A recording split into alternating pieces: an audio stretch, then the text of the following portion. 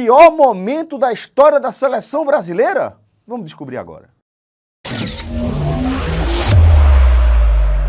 Olá pessoal, começando mais um Raio X, eu sou Celso Ishigami, estou aqui com o Fred Figueroa e com o maestro Cássio Zirpoli. Nós somos o 45 Minutos nessa parceria com os amigos do Game Arena.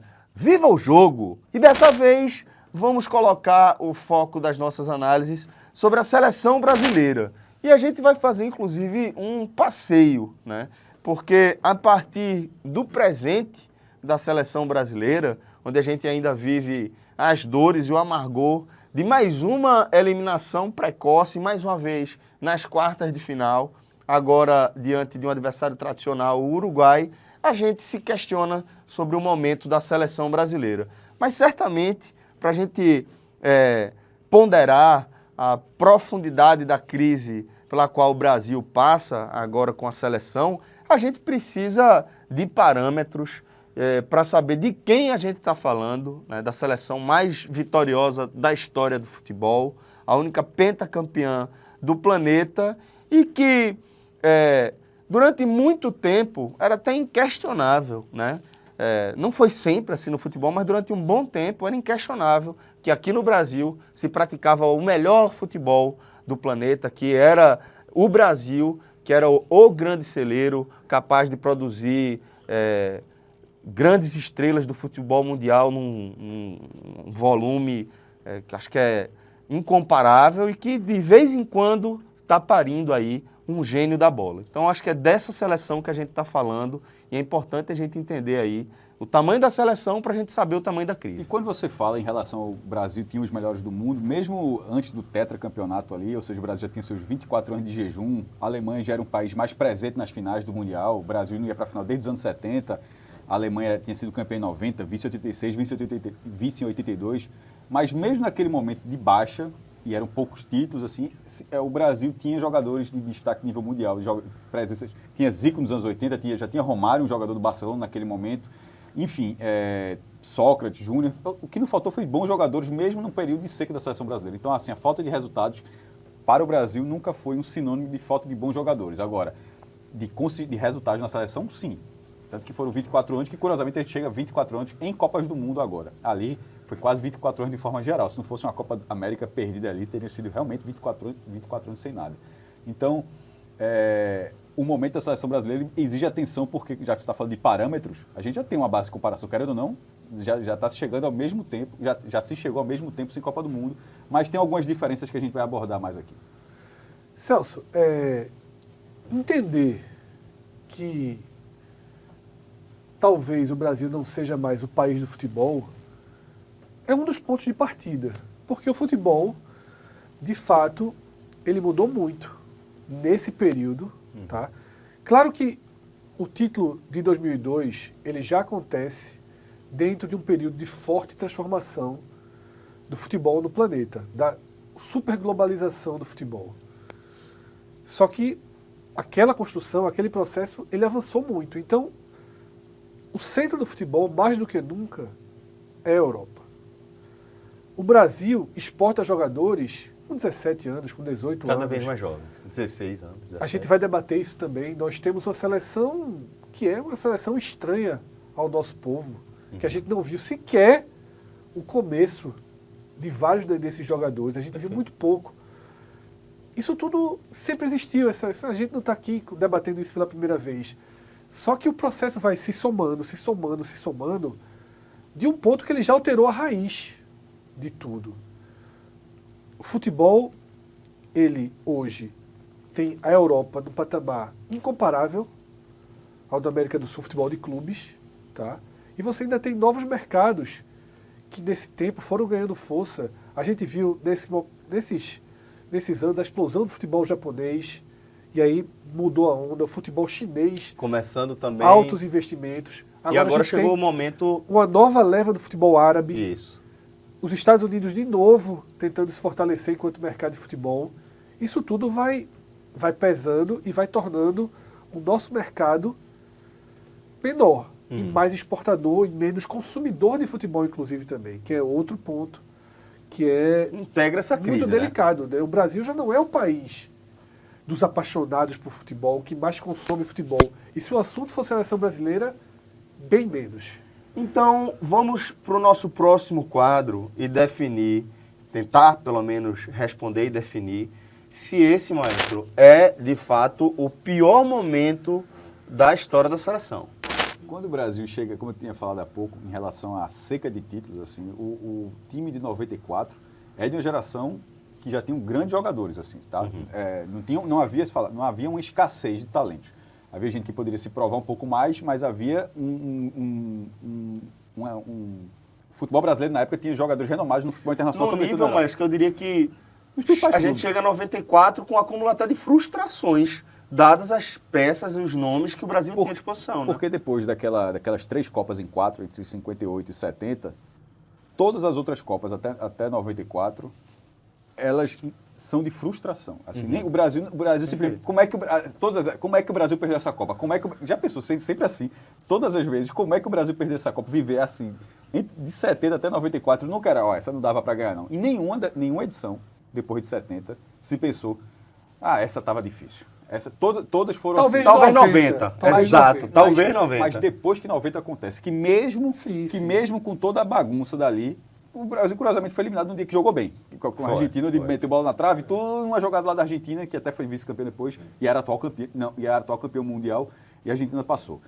Mas ali o Brasil só tinha o título da Copa América, que já não vinha há 40 anos, mas era uma Copa América num modelo diferente. Era uma Copa América que a hora acontecia, a hora não acontecia. Por exemplo, entre 67 e 75 não teve Copa América. 8 anos sem Copa América. Aí a gente vai recentemente, 15 e 16. 2 anos seguidos tendo Copa América. Então, assim, Copa América, ela não tem um padrão para você não saber. Não foram tantas competições que aconteceram. Mas aconteceram, o Brasil só venceu uma. Não existia a Copa das Confederações, que para o modelo atual diminui um pouco essa sensação de falta de conquistas a nível global. Então, aquele jejum incomodava mais. Mas incomodava mais porque era o Brasil de Pelé que não ganhava mais nada. Tá entendendo? Ou seja, assim, e depois o Brasil de Zico, tá? Que no tempo dele era Maradona e Zico, assim, e Platini. Assim, nos anos 80, as grandes figuras de futebol mundial. Porque o futebol brasileiro, o que o Fred falou, você puxa para os anos 80, Zico jogar no Brasil, mas se jogar no Brasil, azar da Europa. Assim, Zico não jogou na Europa, né? Azar da Europa. Azar da Europa. É só para dar um exemplo, assim, ele era o melhor da geração dele, um dos melhores da geração dele, jogando pelo Flamengo. E era natural isso, tá? Isso dura até o início dos anos 90, inclusive, não é só dos 80, não. Então, assim, a pressão do Brasil pós-Pelé, eu acho que ela faz muita diferença, porque nesses 24 anos para cá, a gente teve vários outros jogadores melhores do mundo, Ronaldo, Ronaldinho, Rivaldo, Kaká, o próprio Romário, que foi eleito em 94, mas já era um Brasil reconstruído, onde outras forças surgiram e ficou muito mais diversificado, tá?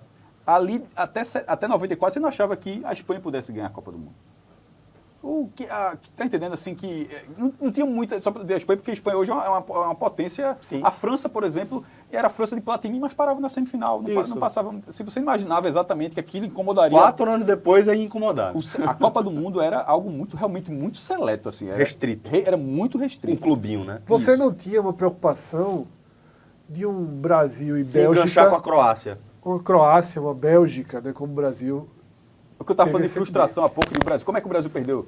Seria um vexame colossal. Em 1974, o Brasil foi eliminado pela Croácia. Então, se você volta nas eliminações pós-70, 74, o Brasil cai para a Holanda. O Holanda que não tinha, ali, um peso de ser uma super seleção no papel, na história. Viraria depois a partir daí. Mas né? aquela geração de 74, a gente aprende, é uma geração consagrada de um dos times que mais jogaram futebol na Copa do Mundo, né? A Laranja Mecânica. Né? Algo que você reverencia até hoje. Traz um conceito quase revolucionário ali e aplica. Né? É considerada a melhor seleção daquela Copa do Mundo. Não foi campeã, mas é considerada a grande seleção, né, de 74. Você chega em 78. O que é que, pelo menos, a história na ótica dos brasileiros nos ensinou? O Brasil foi vítima de uma manipulação de resultados, né, entre Argentina e Peru, uma goleada gigantesca aconteceu, que não era esperada da seleção peruana, era uma seleção competitiva, né? Ela leva uma goleada da Argentina, não eram jogos eliminatórios como é hoje a Copa do Mundo, não tem esse formato. E o Brasil fica como campeão moral, a gente aprende isso. Ou seja, 74 poderíamos ter sido campeões, 78 poderíamos ter sido campeões, 82 marcou a geração. tá? Tragédia do Sarriá, marca uma geração. É impressionante como nós aqui da mesa ainda éramos muito novos, né? A gente não tem memórias, né, diretas desse jogo, dessa geração. Eu diria que a gente cresce... Mas a gente cresce sob o fantasma dessa geração. Exatamente, sob a influência direta da frustração da geração que acompanhava a seleção 82. E isso se volta para 86, porque é basicamente a mesma seleção, né? Uhum. Ela tem muitos jogadores que ficaram de uma Copa para outra. Aí, o maior ídolo brasileiro do futebol naquela época, Zico, está lesionado, enfrenta a Copa com problemas, volta, perde o pênalti contra a França. Tempo normal. Nas quartas de final, que colocaria o Brasil na semifinal. Já tinha chegou a hora, né? E depois da adição dos pênaltis, o Brasil acaba sendo eliminado pela França. Mas aí, o fantasma dos pênaltis. Uhum. Tá? Por isso que 90 talvez seja a Copa, e a gente debateu isso há pouco, né? Que você já perdeu 20 anos, né? Você já está 20... exato. Quando perder 74 foi estranho, perder 78, 82... Você já tem tantas derrotas que você já passa a se posicionar de forma diferente. Mas, em compensação, ganhou a Copa América de 89, que dava, né, uma nova Fôlego. um novo fôlego. Né? Só que em 90 fez a primeira fase horrível, mas passa.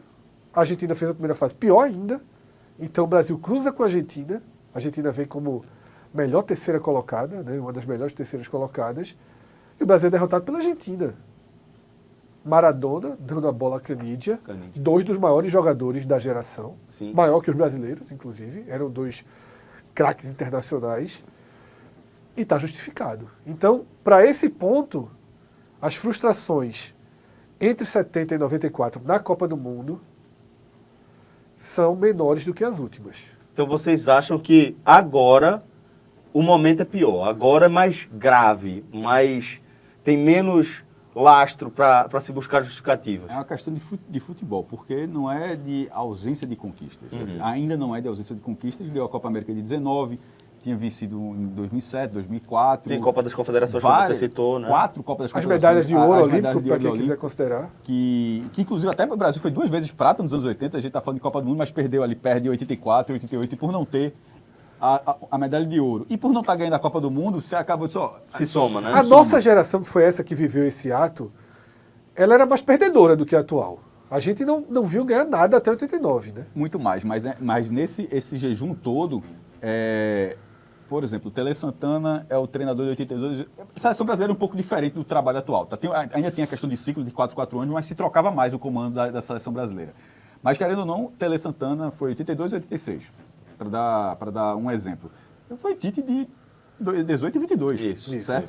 Aí você vai para 90... Lazzaroni. Mas já com as trocas, né? Já com as trocas de comando ali, aí vai até ser Lazzaroni, que tem um trabalho no Vasco, mas que não era...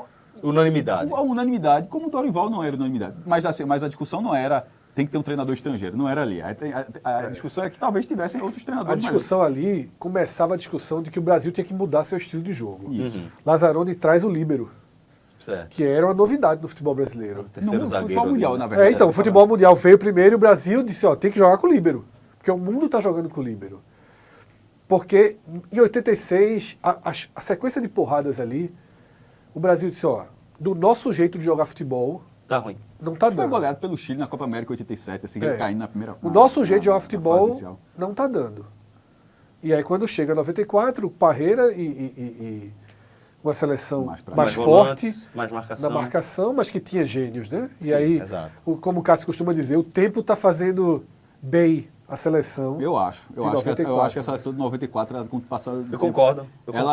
os Envelheceu bem. Os atacantes são muito bons, eficientes. A jogada é contra os Estados Unidos, já que falo rapidamente 94, Estados Unidos, é Romário que dá o passo para Bebeto, aí na fase seguinte, são nas oitavas. Aí nas quartas é o contrário, Bebeto dá o passo para Romário Contra a Suécia. contra a Holanda. Contra a Holanda, isso, perfeito. Tá entendendo? E aí Assim, você tem um jogador que bate falta bem, que você sabe que ele vai resolver na cobrança de falta. Mesmo Porque sendo reserva. ele era titular, na verdade, estava machucado e volta, né? Isso.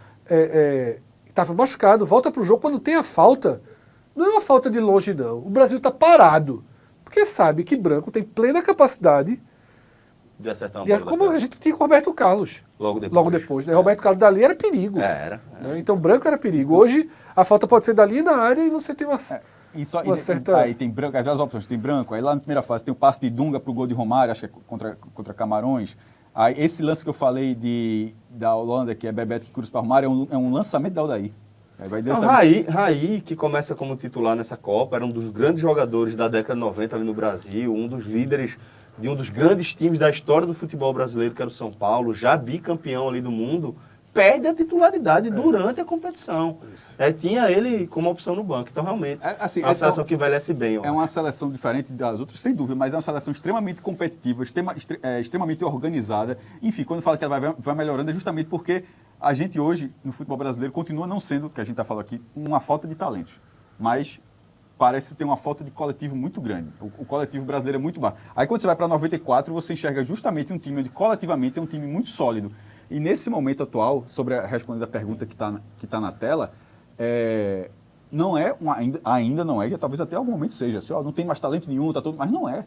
Pô, a gente tá vendo aqui na tela, tá Endrick, Endrick não faz parte disso não, tá? É só para dizer assim, Endrick talvez seja que possa resolver mais para frente. Aí tem Estevão do Palmeiras, que quando a gente tá fazendo aqui, Estevão tá destruindo sendo comparado com o Neymar. Aí esse cara tem 18 anos, vai fazer 18 agora, tem 2, 3 Copas para jogar, então não é falta de talento. Mas a falta de organização, a falta de um plano tático, de uma organização, de um sistema de jogo. Ó, o Brasil, entre aspas, regrediu. De maturação dos talentos também, que não tem acontecido. Isso, aí, em 90 foi o líbero, e de repente em 94 continuava sendo defensivo. Veja, a seleção brasileira precisa jogar bem naturalmente, mas ser competitiva, ser organizada. A atual ainda não é. Então, nesse momento, eu acho que é um dos piores, eu não vou dizer o pior, mas sem dúvida é um dos piores. Próximo a, o que talvez seja o pior, os piores seriam 2, na verdade, tá? Né? 50 piores. Porque antes de ganhar a primeira Copa do Mundo, nem conta. Não, mas eu tô falando da última Copa para cá, dentro do jejum. Certo. Se bem que eu ia falar que era para ser bem justo, era até, na verdade, um ano antes do jejum, que é antes da Copa de 2002, aquela transição que o Brasil teve. Luxemburgo, Candinho, Leão e Filipão. 4 treinadores assim no intervalo de um ano, que sai Luxemburgo, era o treinador do Brasil, entra Candinho, que era o assistente e vira o treinador interino, tipo Ramon Menezes ali, né, recentemente, aí depois entra Leão, não deu certo, e depois entra Filipão. E ali o Brasil caiu na Copa América de 2001, ali foi considerado fundo do poço, para Honduras, no mata-mata. O Brasil foi lá para Honduras. É inacreditável. Mas eu acho que na soma dos últimos... Ali foi um problema, mas... já se enxergava ali. Ronaldo estava lesionado, o joelho ali já se enxergava que era um problema de momento, de condição, de troca de treinadores. É muito fácil entender tanto que foi campeão do mundo em 2002. Agora o problema está um pouco mais profundo. Por isso que eu concordo que talvez seja o pior. Detalhe, curiosamente, a gente está vivendo troca de treinadores. Em um ano a gente já tem 3. Então, a gente está um caminho parecido. Só que agora, com 24 anos, sem uma Copa do Mundo, sem o protagonismo do continente, porque o campeão do mundo é continental, do continente. E não é circunstancial, é o campeão do mundo. Joga uma Copa América, faz 4 partidas, vence uma. Isso. Tá? E agora a gente está numa situação que, se uma Copa do Mundo a gente pega um confronto contra uma Áustria, que a gente viu na Eurocopa, uma Suíça, o jogo a gente vai com a sensação de igual para igual. A odd não é muito... E o retrospecto recente joga contra o Brasil. A odd não é muito garantida, não. O Brasil não consegue vencer europeus em jogos decisivos, em jogos de mata-mata, desde a Alemanha na final de 2020. Perdão, volta aqui. Em vez de falar da Turquia, aí volta direto, Fred. O Brasil não perde. O Brasil não vence um confronto eliminatório contra europeus desde a final da Copa de 2002 contra a Alemanha. Né? E depois, todos os confrontos. Né? O Brasil foi eliminado por Holanda, foi eliminado o que é bizarro, 7-1. Naquela campanha foram 4 classificações. Bélgica nas oitavas, Inglaterra nas quartas, Turquia na semi e Alemanha. Ou seja, uma coisa que é absolutamente natural, 4 em 4. Todas as fases foram... De repente, nunca mais. Nunca mais. E aí, ao ponto de que a gente hoje, Celso, e a gente vai debater alguns pontos ao longo desse programa, mas hoje a cabeça está um pouco curvada. Tá. O favoritismo está abalado. A seleção ficou menor depois ficou menor. Veja só, o Brasil enfrentou a Colômbia com parte da crítica especializada internacional considerando o jogo 50-50. O Brasil enfrentou o Uruguai com parte da crítica, considerando o jogo pró-Uruguai. Até se fez Pô, o Brasil competiu. Claro que tem algumas explicações voltadas para esse momento e a gente vai mergulhar nelas. Então vamos lá. Já que a gente apontou este aqui como o pior momento da seleção brasileira na história, vamos ver como é que a gente saiu desse momento onde éramos inquestionavelmente a melhor seleção do mundo para essa seleção que vive de fato o pior momento de sua história. E aí vamos entender esse apagamento, né, essa diminuição da seleção. Hoje, em alguns a missão é se reinserir entre os melhores do mundo. Não é ser o melhor do mundo, não. É se reinserir e, pelo menos, chegar em 2026 numa lista de 5 favoritos, o Brasil ser colocado. Então vamos tentar analisar agora, né, ponto a ponto, como o Brasil chegou nessa situação tão desconfortável, começando pela transição. A gente está permanentemente em estado de transição, né? A gente está sempre mudando de alguma coisa para outra coisa. Então vamos entender como é que o Brasil sai daquela situação para essa posição desconfortável que a gente vive atualmente. Antes de mais nada, Fred, é entender que todo acúmulo de frustrações ele vai exigir algum tipo de mudança e essa transição que a gente vive é até esperada, né? Celso, é claro que aqui a gente vai ser muito crítico.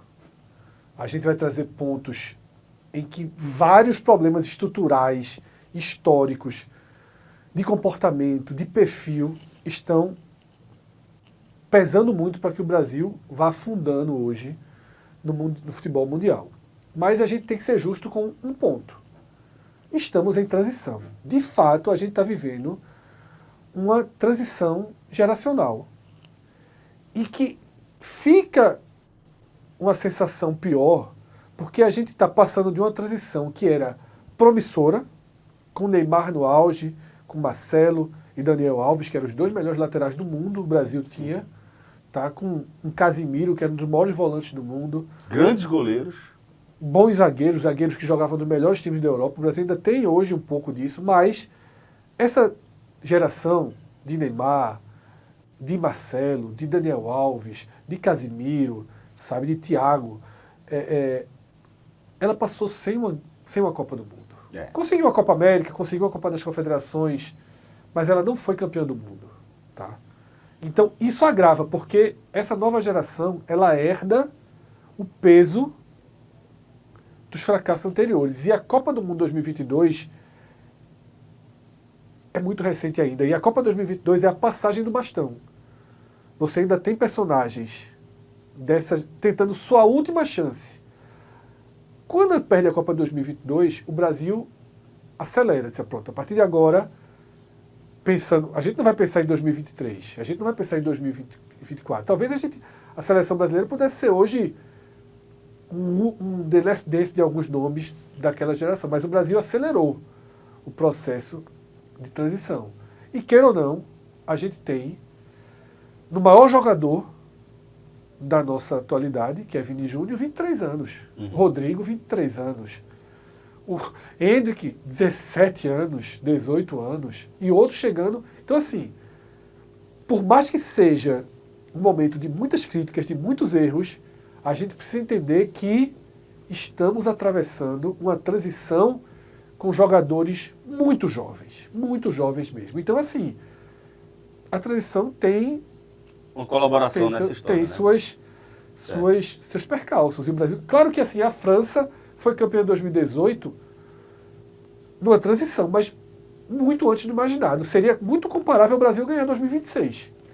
Quando a Inglaterra chegou na semifinal em 18, se viu naquele momento uma antecipação de um processo da Inglaterra, de renovação da Inglaterra, de jogadores muito jovens, que continuam sendo uma seleção jovem 6 anos depois. Veio o vice da Euro, já com a frustração em casa, mas querendo ou não, gravava isso aqui, já estavam de novo na final da Euro. Então, assim, aquela visão de que aquela semifinal, na verdade, ela estava antecipando um processo que já era esperado, era verdade, porque um país que nunca tinha chegado na final da Eurocopa, chegar em 2 finais seguidas, mostra, independentemente do desfecho, mostra que essa geração da Inglaterra ela foi muito mais competitiva do que tudo que a Inglaterra vinha fazendo antes. Então, esse processo ele é natural, das derrotas e tal, que não pode, obviamente, você demorar muito para ter a transição E outro problema, outra questão na transição geralmente é a figura principal que continua. A gente vai disputar esse quadro, mas, como está na tela, Neymar está, inclusive, ele está muito didático, ele está colorido e está preto e branco, porque ele podia estar parando nesse processo de transição, mas eu acho que uma sensação minha, que na hora que terminou a Copa América, ele foi um vencedor nessa Copa América. Acho que foi o grande vencedor do Brasil na Copa América. Né? A ausência dele foi gritante. Só tem um ponto que preocupa muito. A impressão que eu tive é que ele não vai precisar nem voltar a jogar. Não vai precisar voltar a jogar muito. Não, se ele voltar a jogar, eu acho que ele volta para a seleção. Eu li um tweet com a eliminação que diz: uma das consequências dessa eliminação é que, de novo, vamos ter que lidar com o Neymar imaginário. Porque o Neymar imaginário, nesse momento, é muito mais concreto do que o Neymar jogador. Mas na seleção brasileira não chega a ser imaginário não, tá? Na seleção brasileira ele costuma ser... Não, sim, mas... Sim, é imaginário como atleta, mas assim, no clube, tudo assim, Neymar, na seleção brasileira, independentemente da Copa... Por exemplo, o Brasil foi lá pela Croácia e tal, mas quase classificou por um golaço. Não, na Copa do Mundo ele ainda estava super bem. O problema é que agora, vamos lá. Acho que agora ele é um jogador que A gente viu o Cristiano Ronaldo. Isso, pronto.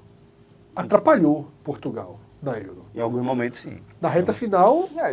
Tem 2 anos para... Brasil, 2 anos. Não pode abrir mão disso agora. Agora, de forma alguma. Tem 2 anos para saber se dá ou não dá. E aí o Brasil, essa questão da transição, isso é muito importante. Tem que acelerar em alguns aspectos e se perceber que a aceleração da transição não está trazendo resultado algum, em algum momento vai ter que dar um cavalo de pau e na reta final para a Copa trazer alguns nomes com maior peso, com maior experiência, que estejam jogando no Brasil. A Copa é um projeto de 8 jogos. Eram 7, mas agora aumentou. Né? Vai ter agora a fase 16 avos de final, depois da fase de grupos. Então a Copa é um projeto para o Brasil, um projeto de 8 jogos. 8 jogos que, na verdade, assim, vamos considerar 7, como era. O Brasil não faz 7 desde 14, quando foi fazer o terceiro lugar, levando 3-0 da Holanda. Né? Assim, da forma como o Brasil planeja fazer 7, que ir para a final é desde 2002, que nem finalista foi desde então. É um projeto muito curto.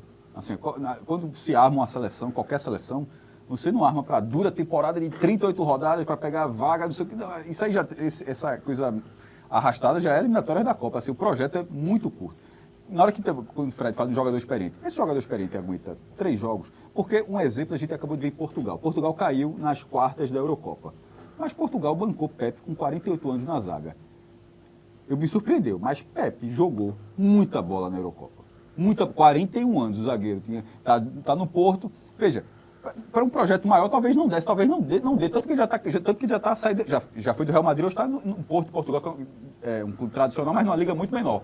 Mas para o projeto da Eurocopa dava, e deu, porque a eliminação de Portugal não passou. Pelo contrário, foi eleito o melhor em campo por nós aqui. Exatamente. Né? Vamos, então, a outra questão que está diretamente ligada à transição, eu diria. Né? Porque na transição... O que é que a gente entende? Como eu falei, tem um acúmulo de frustrações que você traz que vai, de certa forma, provocar ali aquela transição e a chegada de um novo comandante. Né? E o treinador, a gente sabe que a gente acompanha o futebol, normalmente ele é o grande bode expiatório de qualquer coisa que der errada num clube. É a peça mais fácil de você trocar ali e esperar que essa troca ela tem um efeito muito positivo. Né? Só que, quando a gente vê muita troca, a gente vê também que algo está errado no processo. E é isso que o Brasil está vivendo nesse momento, já com 3 treinadores, né, comandando o time nessa transição. Porque interino está ali também. Exato. E o negócio interino, eu sempre achei isso muito dúbio. Daqui a alguns anos, ele sempre vai ficar na estatística como treinador. Isso. Como o Candinho ficou. O Candinho não tem 2 jogos. Candinho já treinou no Brasil. Ou o Brasil jogou sem treinador. Jogou. Essa figura sempre achei muito, muito estranho. E nisso aí dá para enumerar os problemas. O trabalho de Raul Menezes foi horroroso na seleção brasileira.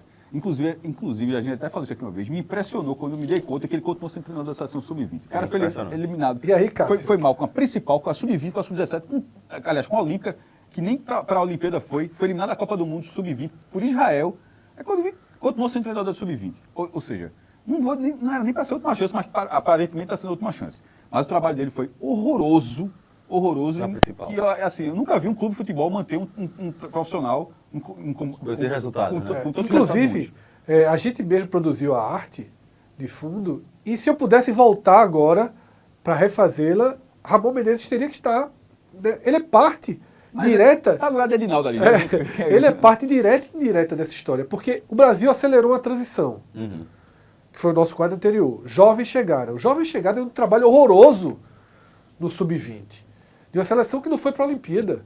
Tá? Então, Ramon Menezes é parte dessa Com história. ele saindo, sendo substituído no jogo que o Brasil estava disputando a vaga. Isso. Então, assim, mostra a fragilidade do Brasil nessa questão do treinador, que nem o da base, porque quando você está num cenário como esse, você diz, ó, como é que está a nossa base? Tá muito forte o treinador. Poderia até se cogitar disso, ó, vamos fazer agora esse elo, vamos pegar o nosso treinador da base e transformar no treinador principal para puxar essa transição, que o Brasil vive uma escassez de treinadores. Tite, a gente debateu nesse programa, Tite, Pegou 2 ciclos. 2 ciclos. E eu fiquei imaginando, enquanto vocês falavam sobre esses 2 ciclos, Tá envelhecendo bem o ciclo dele, inclusive. de Tele Santana, Tite era unanimidade, como o Tele Santana era. Tite é o Tele Santana dos anos 2000. Isso. O Brasil, acho que a imensa maioria de quem acompanha o futebol aceitava que Tite era o melhor treinador que o país tinha para comandar a seleção. As convocações quadradas, assim, da repetição de nomes, assim, isso foi irritante, foi desgastante Sim, com o tempo, é. mas os resultados foram muito consistentes. Assim como o Jô Soares, nos anos 80, tinha um quadro que ficava criticando a Chama, Tele. né? Coloca a ponta, Tele, bota a ponta, Tele, chama. O treinador da seleção vai ter sempre. O próprio Tele foi criticado por jogar aberto demais, por ser. Enfim, envelhece bem, como diz Cássio. Agora, pós-Tite, quem é o grande treinador brasileiro? E sobre o Fernando Diniz, quando teve essa mudança, vou nem entrar no mérito do contrato dele, aquela questão provisória. Estou falando do modelo de jogo, que seria muito diferente. Ó, em algum momento o Brasil foi bater no líbero, ou a seleção um pouco mais organizada defensivamente, ou seja, a questão defensiva era uma prioridade em relação ao ataque, como era de 94, na verdade. O ataque existia, mas é como se falava na época. E agora não, seria um posse de bola, saída do goleiro tocando a bola, ou seja, um futebol mais bonito, mais palpável dessa forma, mas que pode funcionar. Inclusive, pode até ser reimplantado na seleção brasileira com o próprio Fernando Diniz, qualquer treinador, não tem problema, não é o sistema de jogo. O problema é quando ele vai ser a aplicação dele para determinada situação. Repito, como eu falei há pouco, a Copa do Mundo é um tiro muito curto. Vai dar tempo, até que de fato seria um ciclo inteiro. Vai ter um ciclo inteiro para isso, talvez desse tempo. Mas o início de Diniz condenou o trabalho dele. E aí vai para cima, porque mesmo com toda a transição, de vez em quando a seleção brasileira, porque ainda é a seleção brasileira, tá? A gente está falando aqui de um time que tem uma fonte de material humano muito acima da média. E na hora que os resultados são completamente atabalhoados, como foi de Fernando Diniz, fica sem desculpa. O Brasil nunca ter perdido tantos jogos em sequência no eliminatório da Copa. Uhum. Então, assim, ninguém, Diniz, ninguém perdeu. Não é que aconteceu uma coisa que nunca tem acontecido com ninguém. E aí tem ao mesmo tempo o trabalho com o Fluminense, que era o treinador do Brasil Fluminense, sem problema nenhum. A gente falou do Leão. Leão era treinador do Sport e da seleção brasileira. Tite, eu não sei se chegou a dividir com o Corinthians ou se saiu logo depois, eu confesso que eu não lembro agora. Mas só para dizer que isso já tem acontecido em outras oportunidades. Assim, não é ninguém estava inventando a roda ali. Mas não deu certo, e não deu certo na seleção brasileira no mesmo ano que ele ganha a Libertadores pelo Fluminense, para ver como não deu certo de forma também circunstancial, podia ter dado certo depois, mas o Brasil não tem tanto tempo, a seleção brasileira, ela não tem tanto tempo. O tipo de trabalho de Diniz, ele exige muito treinamento, e uma seleção não se treina muito. Mas é que tá, precisa de um estilo de jogo, não é para... quando eu encerrar meu comentário, justamente desse tipo. A Espanha consegue, porque na Espanha... do sub-1. Isso que eu ia falar. Meu irmão, o cara nasceu, engateou, vai jogando. É um conceito que está sendo trabalhado. O treinador da seleção brasileira, da seleção espanhola, é o antigo treinador da seleção de base da Espanha. E no Brasil não é assim. É o que eu falei, a teoria. O oposto, né? No Brasil tem... Fernando Diniz chegou para ser o treinador da seleção principal. O do sub-20 é Ramon e você não faz a menor ideia de como Ramon joga. Perfeito, é isso. Assim, não tem a transição, ela acontece do 17 para o 20, do 20 para o profissional. São ilhas. Existem, nesse momento, são ilhas. Então, o Brasil não tem esse modelo para chegar. Então, o de Fernando Diniz podia funcionar se já viesse daqui, ó. Estágio. E para completar de Diniz, desculpa, Celso, é porque toda essa questão era um trabalho com prazo de validade. Nunca se viu prazo de validade da seleção brasileira, sempre foi a Copa do Mundo. O ciclo. Se for eliminado da Copa do Mundo, vamos ver se permanece. Se ganhar, fica se quiser. Geralmente sempre foi dessa forma. O dele não, é 1 ano. Vai chegar cancelado. Isso não existe. Pois é. Que sem nenhum acordo, sem nenhuma assinatura. Exato, exato. E aí a gente tem essa perda de tempo, Muito né, tempo. que a gente percebe agora e que impacta diretamente, inclusive, na forma como Dorival Júnior, o técnico atual, e eventualmente o próximo treinador vai receber o trabalho. Porque Dorival ele chega sem lastro nenhum para a seleção. Ele vinha de bons trabalhos. No Flamengo e no São Paulo. No São Paulo, títulos um importantes. treinador que você enxerga o profissionalismo dele, é um cara muito dedicado, um cara muito sério, e que, por conta disso, diante da ausência de um bom momento aí de treinadores no Brasil, faz sentido. Agora, já está de uma forma que está extremamente frágil, fragilizado. Ele no teve comando. o que Diniz não teve. Muito tempo Exato, para exato. treinar. Teve tempo para treinar. Só que fica essa sensação de que você não tem confiança nenhuma de que ele vai ser o treinador do Brasil na Copa do Mundo. E eu acho que o Brasil tem que pensar seriamente em agora, dar esse próximo passo. Quem é que a gente vai buscar? Vai buscar quem é que está bem no Brasil Tem que ter atualmente. lastro, tem que ter lastro. Quem Sem é lastro que, é difícil. sem lastro, e é por isso que eu estou falando de você procurar um treinador que esteja bem. Ou você vai buscar um treinador internacional do porte de Ancelotti, com o Pep Guardiola, qualquer coisa desse tipo. Ou você vem com alguém que conheça bem o mercado do futebol brasileiro. Aí você vai para um Abel Ferreira, você vai até para o Voivoda, que são treinadores que trazem conceitos Há contemporâneos. muito tempo já dentro do futebol brasileiro. Muito tempo no futebol brasileiro com resultado. Porque você traz esses resultados como lastro para dentro da seleção, porque o comandante precisa ter tempo e precisa ter lastro para evoluir o futebol. Eu acho que o lastro de Dorival ainda está baseado. Eu acho que ainda existe, são os 2 ótimos amistosos que o Brasil fez, tá? Espanha e Inglaterra. Que foram, primeiro, o Brasil não vinha perdendo essa cultura de grandes jogos. Isso. Assim, até pela questão da construção do calendário europeu, eles usam as datas de amistosos para jogar a Liga das Nações, a Nations League. Isso foi minguando a quantidade de jogos com seleções desse tipo. Então o Brasil conseguiu marcar com o Brasil também, que também foi, obviamente, foi bom para Inglaterra e Espanha, né? E foram 2 boas atuações do Brasil.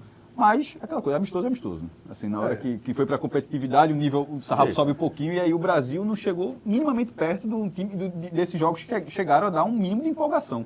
Esses 2 amistosos, eu vou voltar a citá-los no final do programa. Então vamos para as questões de dentro de campo agora, já que a gente falou dos treinadores, vamos falar da ausência de liderança. Isso é tá? muito importante. Dentro da seleção brasileira. E o que é que a gente tem aí no quadro? A gente tem o líder técnico do Brasil na atualidade, o melhor jogador do brasileiro em performance no Que momento. o mundo enxerga. Se o Vini mundo, Júnior. qual é o maior jogador brasileiro na atualidade? O mundo todo responde Vini Júnior. E aí qual é a questão com o Vini Júnior? Primeiro, a função é muito difícil você conseguir ser o protagonista de uma estratégia de jogo de futebol, você sendo um ponta. Sim. Certo? Acho muito difícil você ser o cara no qual gira o eixo do futebol do time. Então acho que já tem essa questão. Além disso, é um cara sobre quem está sendo depositada uma enorme pressão, e a gente viu como a ausência dele, os 2 cartões amarelos que ele tomou, feriram mortalmente o Brasil e as próprias pretensões dele de ser o bola de ouro, que talvez tenha só essa oportunidade neste ano na carreira, e que ficou numa situação muito difícil com a performance dele na Copa e de Jude Bellingham na Eurocopa. E que tem um agravante. Esses amarelos mostram que ele não está pronto Não tá. para não ser o tá. líder. Isso. O Brasil sente a falta dele, só que ele Sabe que ele estava Ele pendurado. entendeu, O segundo amarelo foi muito bom. Ele entendeu a sua condição. Ele entendeu o vazio do líder. Isso. Claramente ele entendeu, antes da Copa América. Existia a lacuna do líder. Por tudo que ele tem feito no Real Madrid, pelos posicionamentos dele, inclusive, dentro e fora de campo, ele começou a despontar como um cara capaz de ser esse líder. Ele não era o capitão do time, não era o mais experiente, é um menino de 23 anos, só que passou do ponto. Passou. Ele não entende passou. onde vai a Depois começa liderança outra terrena. e aí onde tentar ser líder pode atrapalhar o desempenho dele, foi o que aconteceu. Algo que a gente já viu acontecer com o Neymar. Tá? Ele repete alguns passos, foram passos que minaram o Neymar. E que o Neymar demorou a entender. Eu acho que o Neymar da Copa de 2022 é um Neymar muito melhor do que o da Copa de 2018. Sim, sem dúvida, sem dúvida. E aí a gente vem para 2 defensores. Vou falar primeiro de Danilo, o capitão do time, que eu acho que falta para ele, sobretudo, a liderança dentro dos jogos. Eu acho que ele é um cara que não consegue liderar o time, acalmar o time quando tem que acalmar. Só lidera na coletiva. Na coletiva. Eu acho que na coletiva e ali no vestiário ele consegue falar. Mas na zona mista. dentro do jogo não consegue. Além de ser muito fraco, tecnicamente. Eu não vou dizer que é muito fraco, mas tipo... Não, veja, eu entendi o que o Fred falou. Obviamente ele não seria o capitão lateral. Mas para a função que ele exerce, o Brasil foi muito melhor que Ele ele. nem joga dessa o Daniel função. Alves, justamente. O Brasil Leandro, sustenta ele na lateral. O Brasil sustenta na lateral direito um cara que não joga na lateral direito. Perfeito. Joga como zagueiro. Como da zagueiro Juventus, mais então, recuado. E, por fim, da minha parte, Éder Militão, que é um jogador absolutamente experimentado, titular Esse poderia ser. do Real Madrid, mas que mostrou por que não é. É o falso líder. Esse é o falso Esse líder. é o falso líder. Ele mostrou por que não é. Ele pode ser um cara engraçado, ele pode ser um cara do grupo da resenha, mas o líder é outra coisa. O que ele fez na cobrança de pênalti é de irresponsabilidade assim, em tantos níveis. Em tantos níveis. Porque se você tá alheio a informações, tá vendo só aquela imagem dele e ele faz o gol, beleza. Porra, tu viu aí? Chegou ali, tirando onda, sorrisando. Teve a guardou. liderança ser o primeiro. Mas o que acontece é o contrário. Vem ali cantando liderança, rindo, não sei o quê, e bateu pessimamente o pênalti. E detalhe, mais um pênalti pessimamente batido porque ele perdeu todas as cobranças do treinamento. Como é que um cara Isso para mim fala mais sobre dois. perde, exatamente, mas como é que esse cara Mas fala sobre ele também. fala sobre ele também? Como é que o cara forçou a liderança. Mas eu acho que fala, o que eu disse foi, eu acho que óbvio que fala sobre ele, concordo com o que você está dizendo, mas eu só quis colocar mais um ponto, que eu acho que fala mais sobre Dorival. Fala também, sem dúvida. Não, você pode não. Então, você não vai bater. Exatamente. Você não vai bater. Sabe por que você não vai bater? Porque você perdeu todos os pênaltis no treinamento. Isso diz alguma coisa. Treinamento é decisivo para qualquer modalidade O pensamento esportiva. dele foi assim. Qualquer uma. Primeiro, que cobrança de pênalti está na hora do Brasil, que é a segunda vez que o Brasil cai. Quem bate primeiro é quem bate melhor. Melhor, acabou, Veja, pô. Neymar não bateu Exatamente. contra a Croácia. Assim, não faz sentido. O Brasil poderia ter sido eliminado pela Croácia, mas o Brasil foi eliminado pela Croácia que Neymar tivesse cobrado um pênalti. Essa coisa do último batedor, matematicamente, não faz o menor sentido. Isso. A escala de cobrança de pênalti é do melhor para o pior. Acabou. É assim, Acabou. o melhor vai até o E pior. hoje em dia não tem Acabou mais a a fila, lista. volta de novo. Isso. Hoje em dia não tem mais a Você lista. não tem que passar a lista. Então você vai quem. Então assim, ó. Perdeu. Os caras erraram, vai aqui. Você já pode ir ali. É o que o Cássio falou. Você vai colocando os melhores, pô. E Militão, naquele momento, sobretudo, ele pode até ser, mas naquele momento, com a véspera que teve, e o papel do jornalismo é muito importante, porque isso é apuração de saber. A CBF jamais diria uma coisa dessa. Então, assim, a apuração nesse caso mostra que é óbvio que ele não era o melhor cobrador. Isso. E, sobretudo, para ser o primeiro. Isso. Então, Por isso, assim, eu achei a imagem. Ele ir, a forma com que ele foi. Tem uma hora que a câmera. Ele parece estar debochando. Tá debochando. Queria mostrar extrema tranquilidade. Foi isso que Foi ele isso quis que vender ali. foi isso que eu falei, Fred. Se ele faz o gol, a gente estaria falando aqui, ó, extrema tranquilidade, até riu ali, foi lá e guardou. Mas ele não guardou. Ele bateu péssimo Ele pênalti foi, dele. ele foi com currículo. Isso, foi Ele com fez o assim, ó, currículo. não, Sou aqui, do ó. Real, aqui, vou eu sou titular do É, Real. ele forçou a liderança. Então, liderança, Celso, ela surge espontaneamente. Total. O líder é o líder. E acabou-se. Você identifica o líder. Você tem o líder técnico, tem o líder Sim, técnico. você e pode tem ter o vários líder- líderes. Isso. Você tem o cara que vai negociar o valor do que conversa com os No diretores. futebol inglês, a questão do técnico tem a fila, né? Tem o É. capitão, o segundo, o terceiro, Isso, são três isso. caras na hierarquia. E aí tem aquele cara que ele é bom representar o grupo com a diretoria. Pra negociar. Tem um cara que é qualquer dentro de coisa. campo, que é do vestiário. Tem vários tipos. Isso. Mas hoje o Brasil, a sensação é que não tem Um deserto. nenhum. Concordo. Porque o que Danilo faz é o seguinte, Danilo chama para ele a responsabilidade. Isso. Mas é um para-raio. Exato. Um para-raio... E detalhe, é um para-raio que as pessoas não se importam. Exatamente, é isso, é um para-raio... Não é um para-raio que todo porra, É. a galera tá... Exato, Porra, tô pegando muito pesado com o Danilo, porra. Exato, As pessoas não se importam. Uma coisa era, por exemplo, Dunga foi um para-raio. Sim. Mas Dunga brigava, tinha o respeito dentro de campo. gerava até um confronto, Isso, muitas vezes. Isso. Mas estava ali resolvendo. Pô. Você precisa resolver. Isso. Pra você ser líder, você precisa jogar, você precisa estar em campo, você precisa resolver. Dunga foi bater o pênalti. Exato. E aí não foi... Como é que ele Dunga foi bater o pênalti em 94? Foi com moral. Não. Não foi... Tá entendendo? Então o Exato. líder é o líder, Uma coisa é Romário pedir, tá? Outra coisa é militar. Isso. Assim, pedir pode, né? Tá? Não é pra pedir pode. Romário não, mas é Romário, o artilheiro Pronto, da Copa. Tem um terminou- nível, a confiança, ele construiu toda a confiança na Copa para chegar naquele momento. Terminou é os diferente. 5, empate. Não tem o sexto. Militão que treinou mal dizer eu vou, é diferente. É outra coisa. O cara, veja só, meu irmão, o cara treinou mal, mas ele bateu no peito e quem vai é E ele. do sexto pra frente já tá loucura.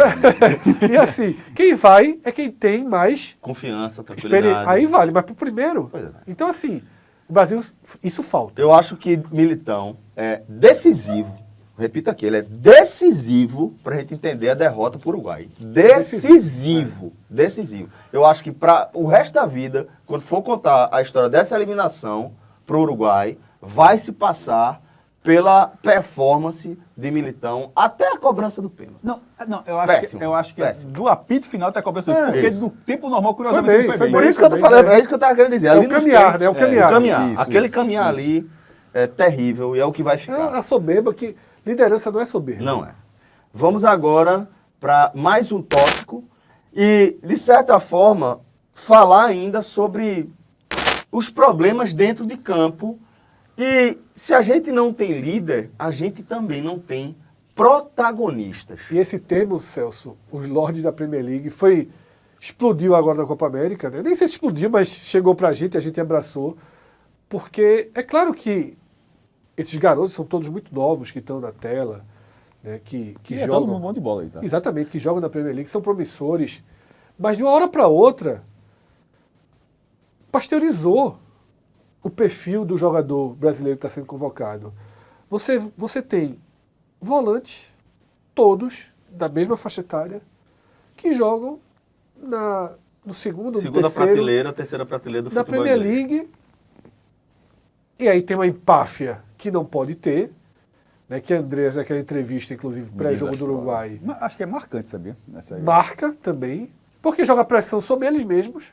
Houve respostas como aquele ouviu. Isso. Pô, todo o Flamengo então era banco de Arrascaeta, que é banco do Uruguai. Pronto, acabou-se. E Arrascaeta joga mais bola que ele. Ele pode jogar... E a opinião pública É. acha isso, tá? Não é que uma pessoa... Ele pode outra- jogar no Hull City, no Newcastle, no No Wolverhampton, Fulham, no no West Fulham, no West Ham. E o cara que é 10 do Flamengo de hoje, joga mais bola que os caras que estão lá. Vai. Então, assim, é um perfil de jogador que simboliza a falta do protagonista. Porque o Brasil já não tem o líder Isso.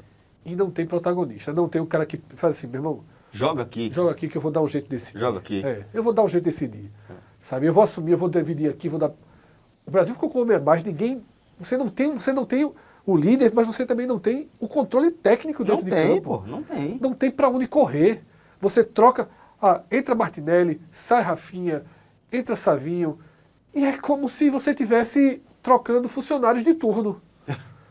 Perfeito. Você está trocando funcionários que fazem a mesma função. Perfeito. Você não tem assim, agora eu vou trazer, meu irmão, vê só, eu tô com um cara aqui no banco, eu tô com o Hulk aqui, eu vou botar Hulk ali dentro da área, vai sobrar uma bola, o Hulk vai bater uma falta.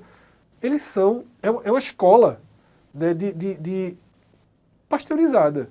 E esse é um problema muito grave. E esses lords da Premier League tomaram muito calor da turma que joga a Série A, o Campeonato Brasileiro. Uruguais e colombianos. Né? Uruguaios e colombianos. Então, fica essa questão, né? É óbvio que eles estão num nível técnico acima, que os jogadores da Premier League estão num nível técnico acima. Todos eles custaram dezenas de milhões de euros, ou seja, e não tem otário pagando essa quantidade de dinheiro se esses caras não jogassem bola.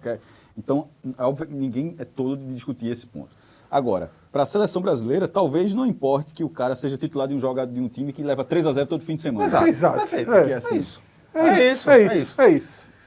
Definido, não precisa nem mais nada. Vamos. Eles são titulares de times que... Alguns não, nem todas, mas assim, mas de certa forma, aqui na Premier, se tu não for do City, do Liverpool, tá ligado? Às vezes, Chelsea. tu leva 3-0, tu leva Direto. assim, 3x0 e sai, termina, toma banho, e vai pra casa. vai pra casa, passeia, tá, vai jogar seu... É isso, o Brasil precisa... Protagonistas também não nascem assim. Precisamos de protagonistas. Curiosamente, Temos o Brasil tem protagonistas. no ataque, né? Os 2 pontos são do Real Madrid. Mas assim, o Uruguai, querendo ou não, também tem um jogador do Real Madrid. Valverde, de vez em quando a galera esquece.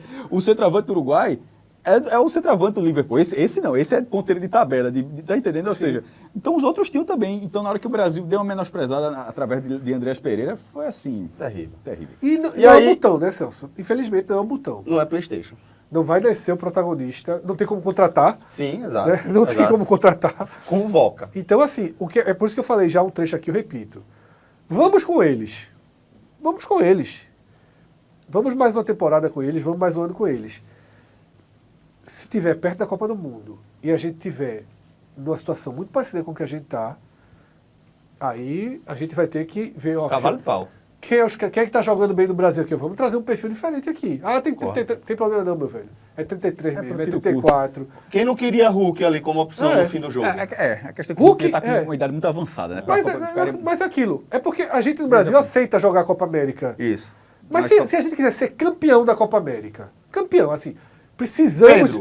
Pedro. Precisamos ser campeão da Copa América. Como é que não teria Mas Pedro? é questão de fase, que, por exemplo, o Hulk jogou a Copa de 2014 Foi no mal, auge, foi mal. foi Pedro mal. jogou a última Copa e foi mal. O Pedro, inclusive, está envolvido ali naquele lance que depois É, saiu. ele pra mim é o maior culpado Então, até. esse é o gol de empate da Croácia. É, Então, assim, yeah. Sobrou pra Fred, mas eu acho mais Pedro o maior esses culpado. 2 anos, como o Fred, você acabou de falar, não é só um botão, é um pouco de torcida também, é torcer. torcer, Para que nesses 2 é. anos Alguém Estevão desenvolva no Chelsea. esse é o ponto Henry final, desenvolva é. no Real Madrid. Que esses jogadores subam de patamar, que hoje o cara tá no Fulham, mas amanhã pode estar no City. Que a gente É tá Chelsea, isso, é ou seja, exatamente São isso. 2 anos de evolução também.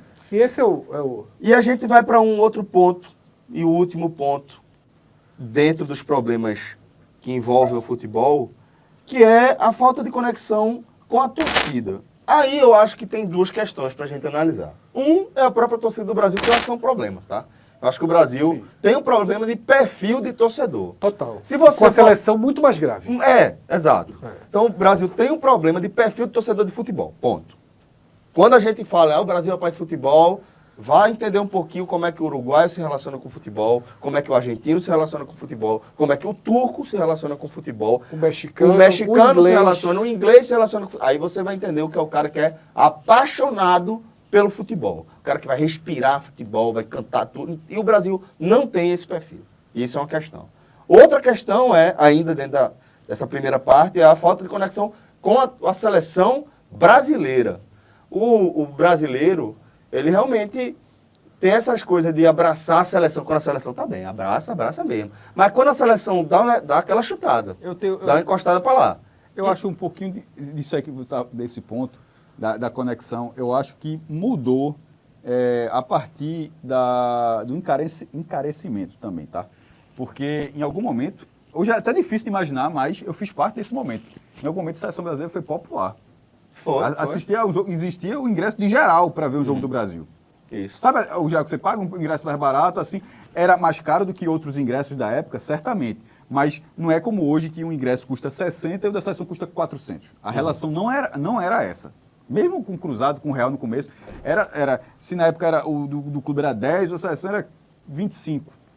Tá entendendo? Era acessível, é só Sim. ver o perfil das pessoas que iam pro Exato, jogo. exatamente. Então, na hora que vai mudando a seleção brasileira dessa forma, ela vai se transformando no evento, vai se transformando no... Ao mesmo tempo, mas que eu preciso falar isso agora, que faz parte para mim do mesmo recorte, o Brasil vende os direitos de transmissão Nem no Brasil joga. da seleção brasileira. Ele passou não sei quanto tempo jogando ali no estádio do Arsenal. Que estava vindo pro Emirates Stadium. Para e tal. 10 mil, para 9 mil. Exato. Aí Exatamente. depois o jogo estava ocupado e passou a jogar em outros estádios de Londres. Isso, então assim, Chegou a jogar estádio pequeno. soma né? isso tudo. Ser caro quando joga no Brasil, mas quase nunca joga no Brasil. E quando joga, aí joga com esse jogador que ninguém conhece. E que tá mandando recado pra torcida, e que tá falando não sei o quê. Aí você não pode esperar do torcedor. Porque se eu acho que o perfil do torcedor brasileiro é um problema por si só, e é um problema que o torcedor brasileiro tem que mudar nele mesmo, isso começa com quem tá dentro de campo, quem tá envolvido no jogo, chamando. Como é que você chama? Com resultado, e você chama sabendo jogar com a torcida pro seu lado. Que esses jogadores não sabem.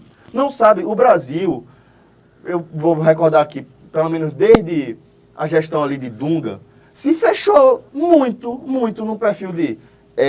tem nós 23 aqui, contra 206 milhões de brasileiros. Tem 206 milhões de brasileiros criticando a gente por qualquer coisa que a gente faça. Mas só tem nós 23 aqui, é fechado aqui nesse grupo e vamos até o fim e o resto que se lasque. Porque e desde então, isso se entranhou na seleção. Se entranhou e não saiu. Não saiu. Mas, Celso, isso para mim parece que concordo 100%. tá, sabe, ali nas tramas do tecido da seleção brasileira. E a gente viu nessa Copa América Muito, dois exemplos pô. disso. Empatou Muito. com a Costa Rica Aí Danilo sai falando, reclamando com o torcedor. e Thiago Leifert fez uma crítica em relação a Vinícius Júnior, E que Vinícius também já Júnior foi no mesmo é, discurso. pô. né? É isso que o Celso está falando, eu sou dessa linha também, mas eu acho que ela acontece paralelamente ao movimento de mudança de perfil das pessoas que sempre acompanharam a seleção brasileira. E uma parte era natural, houve o desenvolvimento, não dá para ter em todos os estádios assim, mas, por exemplo, a gente gravou aqui no estúdio em João Pessoa. A seleção brasileira já jogou em João Pessoa. Jogou em 89, uma vez. Já jogou em Campina Grande. Você consegue imaginar hoje? Já teve um jogo no Amigão, né? O de Campina Grande. Você consegue imaginar que a seleção brasileira principal, hoje, faça um jogo no Amigão? Hoje não. Tá. Mas já jogou no Amigão, já jogou em Ribeirão Preto, já jogou em Londrina, já jogou em Campinas, já jogou em Cuiabá, já jogou em Campo Grande, já em Belém, ou seja, já em Teresina, em São Luís, ou seja, Natal, já foi absolutamente nacional. Não era um absurdo. O Brasil vai jogar em Teresina? Não, pô. Chegou a ver em Teresina. Era dessa forma. Era. Isso. E isso, nessa época, o futebol, de uma forma geral, ele havia uma relação maior. Na hora que foi tendo essa exclusividade de partir para a Europa dentro desse contrato, que até já acabou, mas agora o estrago já está feito. Foram quase 15 anos disso aí, de não praticamente jogar, o Brasil só jogava quando era eliminatória da Copa, e eu sempre dizia, e no dia que a Conmebol tirar a obrigação, esse jogo não é aqui não, só jogava no Brasil, porque era a obrigação de jogar no Brasil. Então tinha a eliminatória da Copa, que ficava concentrado também em São Paulo, Rio, Minas, né? E esses jogos para fora. E nesse mesmo tempo, a estrutura do futebol foi mudando de... A zona mista é o jogador que passa de 3, só um fala, um jogador na entrevista coletiva, tipo, você não entrevista mais o cara é escolhido pela associação. E isso não foi só o Brasil, isso todo mundo foi fazendo, certo? Mas isso foi, essa distância desses jogadores, os jogadores... Chega no torcedor. Chega nele, tipo... Ele não tem nenhuma relação de proximidade com o torcedor. Primeiro, porque a construção dele como profissional desde a base é... Vou para a Europa. Não, e vai, se for coletiva, responde 3 perguntas, já sai, não tem nenhum contato. Ou na coletiva, ou seja, a relação com o torcedor é uma janelinha que abre ali e fala no público com treino aberto e beleza. Isso do clube dele. E da seleção brasileira praticamente não existe porque os jogos são escassos. Assim, o cara já foi com 17 anos, como o Fred falou até no começo, estão cada vez mais jovens, 17, 18 anos. Ou seja, o cara já tem o cara... No fim da adolescência, o cara já está no exterior, que é o cara que vai para a seleção brasileira. O cara vive uma estrutura de futebol completamente diferente. Toma 3-0 todo fim de semana e segunda-feira está tudo bem. E não faz diferença. Como é que esse cara vai achar normal que ele vai pegar um avião, vai viajar 8 horas... E vai ter alguém nas férias dele. Nas férias dele. 50 mil pessoas no Mineirão vaiando. O cara vai dizer, por que eu estou sendo vaiando? Por que eu estou sendo vaiado? Já tem essa história. Tô trocando minhas férias... Não, essa frase, essa foi de Militão, se não me engano. Aí assim, essa frase inacreditável, que assim... Assim, velho, não precisa mais vir. Precisa mais, velho. Se um jogador fala, tô trocando minhas férias, calma, acabou. Mas na verdade quem tua falou foi, participação, citaram, né? Eles trocam Acabou, pô. Mas esse detalhe. Todo mundo tá trocando suas férias. Todo mundo de todas as seleções. Pelo amor de pô. Deus, Todo mundo de todas as seleções. das europeias, né? Que jogam no calendário europeu. Celso, eu acho que já veio para a mesa, né, tudo que precisava ser dito nessa relação, que é uma relação fria, é uma relação conveniente dos dois lados. Acho que mais do que fria, ela é conflituosa. Mas ela é também conveniente dos dois lados. A gente vai para a Copa do Mundo, quer chegar na Copa do Mundo e ver o espetáculo.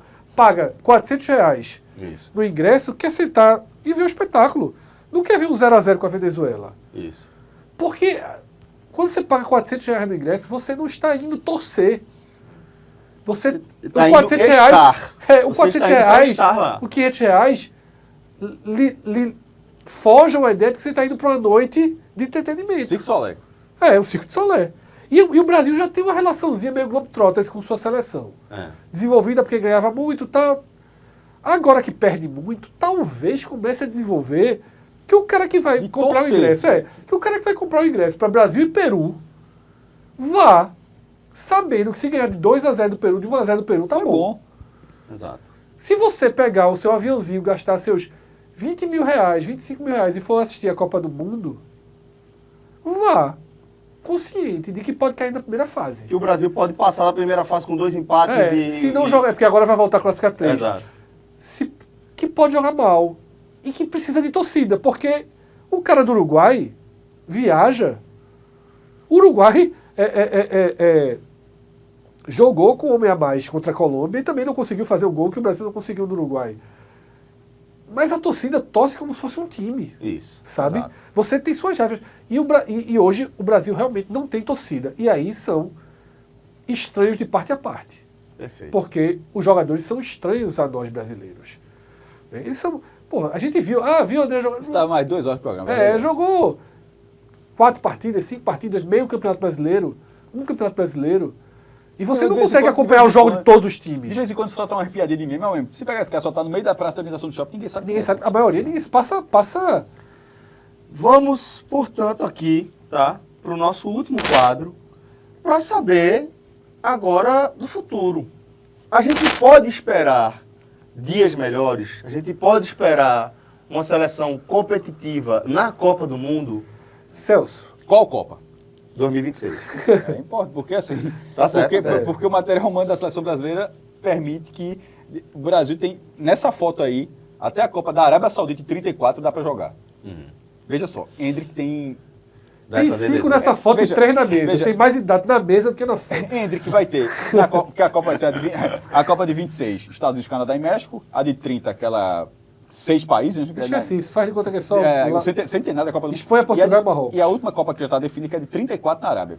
Ou seja, de 34, Endrick vai ter 28 anos. Pois é. Então, assim, Tem é óbvio. muita lenha para queimar. Não é que, veja, ele tem... Muita. E Toda a lenha para também. Ele queimar. talvez tenha de 38. Exatamente. Veja só, todos os 5 que estão nessa Copa estão aptos a jogar 26, 30 e 34. Sem ser uma forçação de barra. E 2 deles em 38. Tá? Celso, a resposta para essa pergunta, ela já passou por essa mesa em alguns momentos. No primeiro quadro, que é aceitar que estamos vivendo a transição, essa é a primeira resposta. Essa é uma transição, essa transição precisa chegar em algum lugar. O que é que se precisa acontecer para ter uma virada de chave para 2026, por exemplo? A maturação precisa vir muito rápido. Vini Júnior já é um dos grandes atacantes do futebol mundial.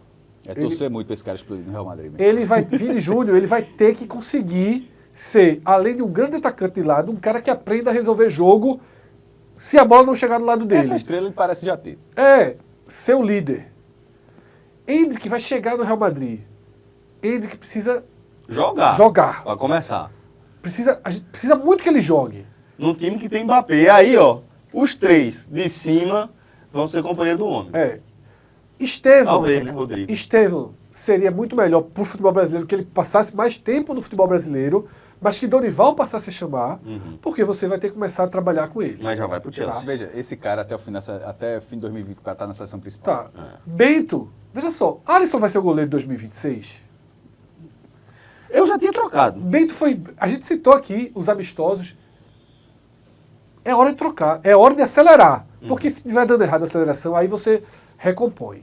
Então o Brasil precisa de maturação desses potenciais. E aí foge um pouco só do trabalho que será feito na seleção.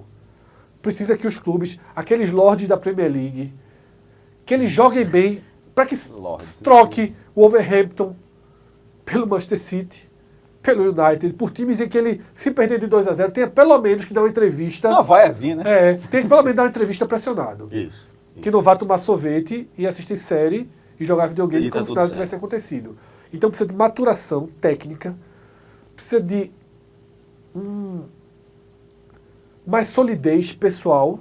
Isso só são Maturação pessoal. maturação pessoal. Que a palavra, Então mas é é- a mesma coisa. que o jovem de 23, 24, que a maioria desse time tem essa idade, com 26 já vai estar um pouco melhor, já vai estar. E aí o Brasil precisa ter a sorte que a Inglaterra teve quando o cara citou, que a França teve, que a Espanha está tendo na Euro. Da seleção Engrenar. mais jovem, é uma seleção para 2030. E sorte de jogo também. Porque É. aquela bicicleta de Bellingham ali. Então, assim, para que essa seleção ela está desenhada para 2030.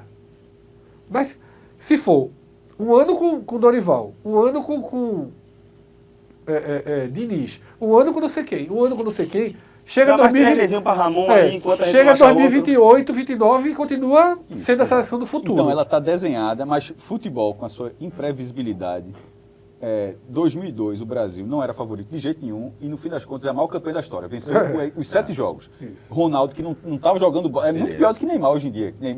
Era lesão de novo no joelho, Neymar, Ronaldo volta, Ronaldo Fenômeno volta, mete 8, rival mete 5, Ronaldo igual, ou seja, é muito diferente. Então o Brasil tem essa diferença. E em 2002, que o Brasil não era favorito, como é a questão do futebol, se você pegar, muita gente talvez não lembre, mas se você olhar o que era a Argentina de 2002, o que era a seleção da Argentina, não passou da primeira fase. Futebol é futebol, né? A seleção da Argentina era simplesmente, inacreditável que o Brasil tenha vencido aquela Copa como venceu e que a Argentina tenha caído da primeira fase como caiu. Então o futebol tem essas situações que você se prepara, que também para a sorte ajudar um pouco. O Brasil também precisa se preparar para a sorte ajudar a sorte. Mas o futebol reserva que mesmo com tudo isso, o Brasil não está sentenciado na Copa de 26. E tem mais um ponto, Celso, que eu acho que é bom trazer. Com toda a desgraça, com todo o péssimo momento, os 2 finalistas da Euro não venceram o Brasil, cada um jogando dentro de casa nos amistosos recentes. Exatamente. Dá para jogar E, contra. cara, E a melhor Colômbia de todos os tempos. Eu gostei muito do Fire Fire chegando agora. essa carta o Fire chegou- chegando no essa apagar carta- das luzes. essa Foi- carta chegou aqui, foi ó. animador. Essa carta chegou agora. É a melhor Colômbia de todos os tempos. 1-1. Esse Uruguai aí, ganhou não também. 0-0.